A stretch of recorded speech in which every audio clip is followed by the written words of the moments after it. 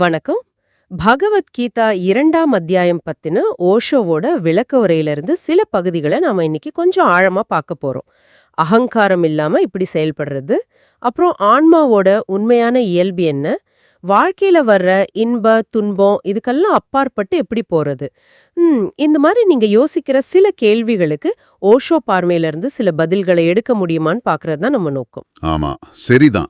இது எங்க தொடங்குதுன்னா, போர்க்களத்துல அர்ஜுனன் ரொம்ப குழம்பி போயிருக்கான் இல்லையா? அப்போ ஸ்ரீகிருஷ்ணர் ஆன்மாவோட நித்தியத்தன்மை பத்தியும் இந்த தோன்றி மறையிற வடிவங்களுக்கு பின்னாடி இருக்கிற அந்த உண்மை பற்றியும் விளக்க ஆரம்பிக்கிறார். அதாவது வடிவங்கள் மாறிட்டே இருந்தாலும் உள்ள இருக்கிற அந்த சாரம் அது எப்பவும் நிலையா இருக்குங்கிறத புரிஞ்சுக்க சொல்றார். சரி, அப்போ முதல் கேள்விக்கே வருவோம். செயல்பாடுன்னா அதுக்கு எப்பவுமே ஒரு குறிக்கோள் இருக்கும் தானே? அப்படி இருக்கும்போது அகங்காரம் இல்லாம ஏன் ஒரு சிந்தனையே இல்லாம ஒரு செயல் எப்படிங்க சாத்தியமாகும்? இது ஓஷோ கிட்ட கேட்ட ஒரு முக்கியமான கேள்வி. ஆனா ஓஷோவோட பார்வையில இந்த அகங்காரமற்ற நிலைங்கிறது செயலற்று சும்மா இருக்கிறது இல்ல. அது நான் செய்றேன் அப்படிங்கிற அந்த எண்ணம், அந்த கர்த்தாபாவம் அது இல்லாம போற நிலை. எப்படின்னா, ஒரு ஆற்றோட ஓட்டம் மாதிரி இல்ல காத்தோட வீச்சு மாதிரி அந்த செயல்பாடு ஒரு பெரிய தெய்வீக ஓட்டத்தோட பகுதியா தானா நடக்குது. ஓ, உங்க கிட்ட இருந்து வரல, உங்க வழியா நடக்குது. இங்க சிந்தனையற்ற நிலைனா கவலைகள், திட்டமிடல் இதெல்லாம் குறையுது. ஆனா செயல்பாடு நடக்கும். மனம் ஒரு வெற்று மூங்கில் மாதிரி ஆயிடும். அப்போ அது வழியா வர்ற இசை அது தெய்வீகத்தோட இசைன்னு சொல்றார்.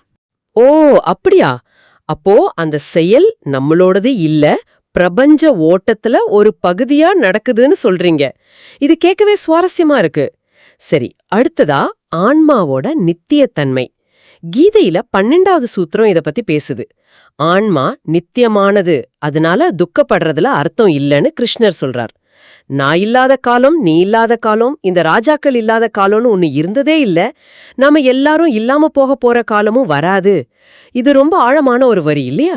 ஆமா, ரொம்ப ஆழமானது. இது ஏதோ மத நம்பிக்கை மட்டும் இல்ல. இன்னைக்கு விஞ்ஞானம் கூட ஒரு வகையில இது நெருங்கி வருதுன்னு சொல்லலாம். பொருள் அல்லது ஆற்றலை அழிக்க முடியாது, அது உருமாற்றம் தான் அடையும்னு சொல்றாங்க இல்லையா?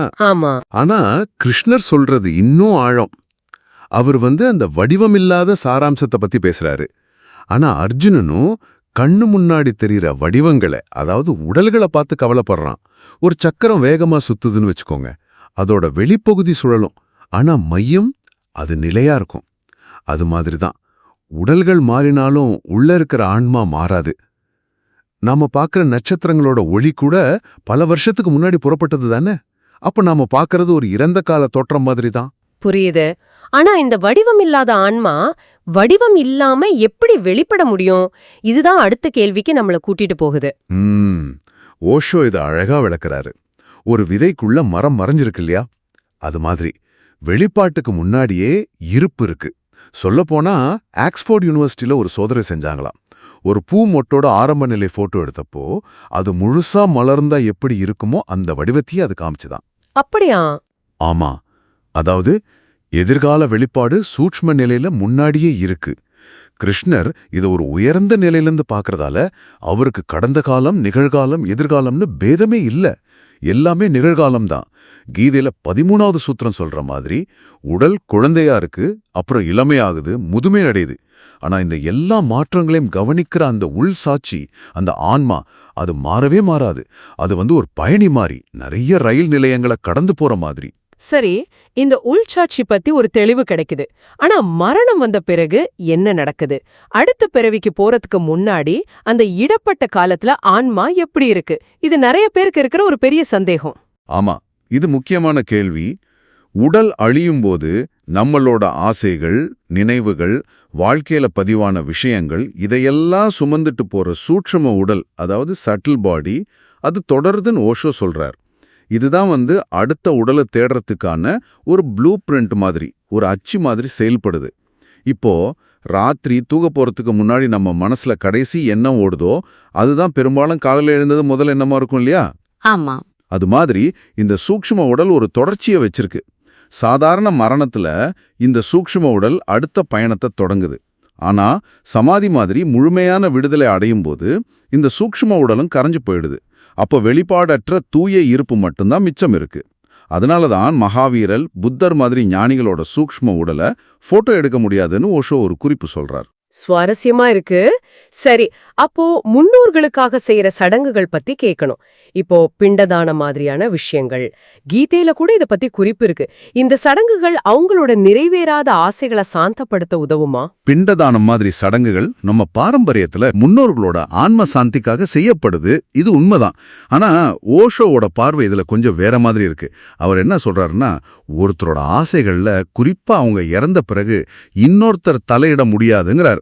இந்த சடங்குகள் எல்லாம் பார்க்கறதுக்கு இறந்தவங்களுக்காக செய்யற மாதிரி தோணுனாலும் உண்மையில அது அந்த சடங்கை செய்யறாங்களே அவங்களோட குற்ற உணர்வுகள், அவங்களோட நிறைவேறாத ஆசைகள், இல்ல அவங்களோட மன அமைதிக்காக தான் பெரும்பாலும் உதவுது.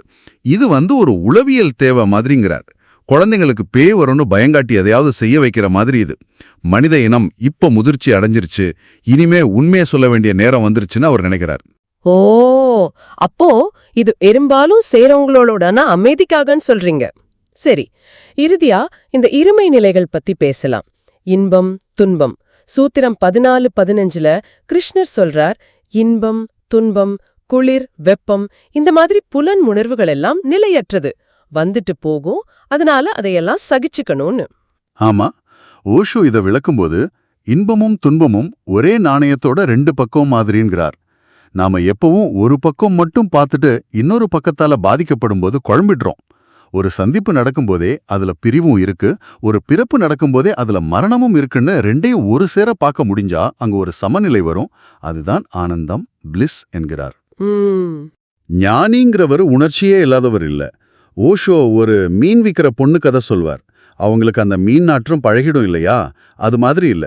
ஞானிகள் சூழ்நிலையோட முழு உண்மையும் தெரிஞ்சு வச்சிருக்கிறாங்க.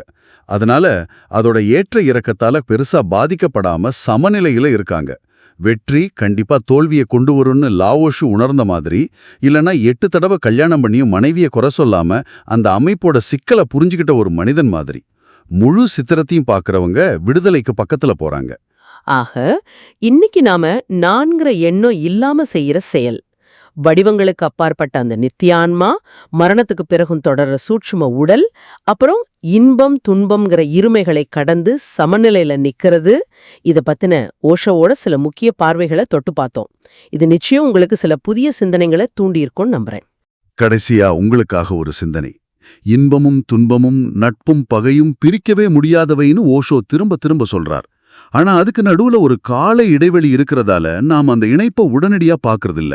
ஒருவேளை ஒவ்வொரு இன்பம் தோன்றும் போதே அதுக்குள்ளேயே மறைஞ்சிருக்கிற துன்பத்தோட விதையே உங்களால அப்பவே பார்க்க முடிஞ்சா உங்க அனுபவம், உங்க வாழ்க்கை பார்வை எப்படி மாறும்னு எப்பதாவது யோசிச்சு பார்த்திருக்கீங்களா?